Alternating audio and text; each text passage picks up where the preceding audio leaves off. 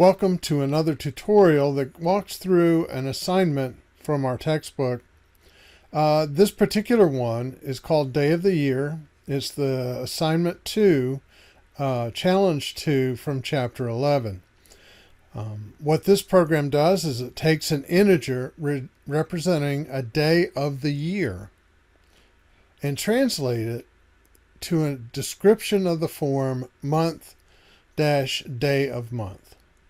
So this is going to take a number from 1 to 365 and convert it to a month and day. Now, one of the things that you'll see right here is it makes an assumption that all years have 365 days.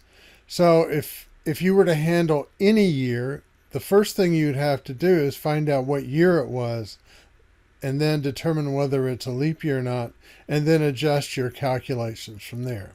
But for our purposes, we're going to keep it a little bit simple, and we're just going to make this function on all years with 365 days. Okay, so we're going to create a class called Day of Year, and we're going to give it some public variables. And basically, when you see these public variables, that just means that you can see them from your actual application. The one you can't see is the integer day. We also have a couple of function prototypes listed in public because, again, anything that you want the user to use, they need to have access to that. So again, remember, public is all about who can see what in our class. Further down, since we declared days at end of month and month name both as static constants, we need to give those values inside of our class. So what's interesting and kind of a clever thing to do here is notice that each of these months, and again, because we're dealing with February only having 28 days, each of these numbers essentially defines the day of the year for the last day of the month. This will help us, as you'll see later, when we try to find out where or what month this day is that the user has entered. So again, we've got days at end of month and month name. And again, those will go into an array. And obviously, month 0 is January and month 11 is December. Always remember, when you define arrays this way, that the first element is a 0 array, 0th element of the array. We have a couple of functions to build. We have day of year, print. So what this is going to do is convert the number and print the day of the year. So we're going to start off with a integer month, 0.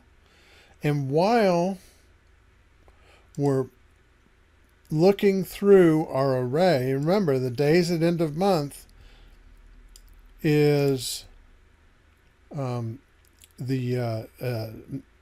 year date at the end of each month. So what we're looking for is that point at which our day that the user has entered is less than the end of month date.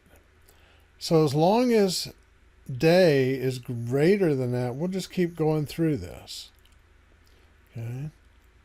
So month plus 1, in other words, let's get over the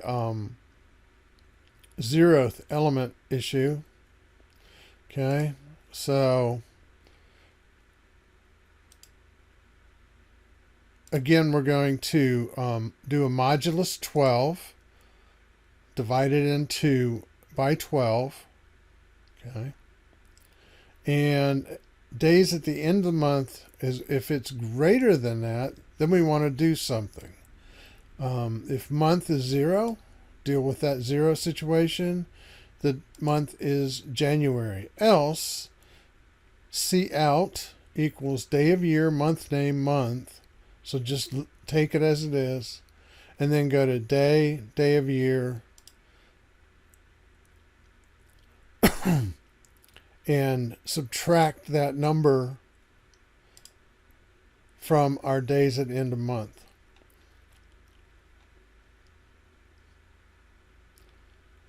Okay, so once we've got that functionality created, and the set day is basically like a setter and a getter type situation. In this case, it's just setting the day value, which is private. I can't do that directly. Normally you don't want to give too much access to the outside of the class unless there's a real good reason for it. Okay, so here's our main function. This is where all the action is going to take place as far as the user is concerned. Tells them what this program does. That's always a good thing. Prompts them for a number. That could be a little more descriptive, but it works. And then we're going to create a variable. And then cn, we're going to read in the day. And as long as day is not less than 0, negative number, or greater than 365, let's go ahead and do this. Otherwise,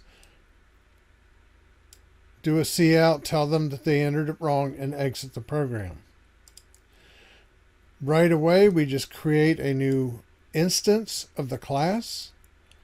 We create a new entry into the class by using the public function setDay. And then we just go ahead and do call the class print function. And away we go. And that's all there is to it. To see this in action,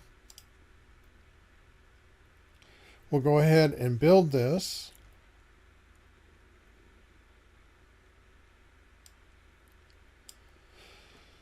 So we'll enter a number. Let's go with like a bigger number, 185. Okay. That's July 4th for a non-leap year. 185 for July 4th. So 185th day of this year, 2021, would be July 4th. Okay, so that's all that does. Now let's just test one of the two outlying cases. So I'm going to go ahead and just run this again.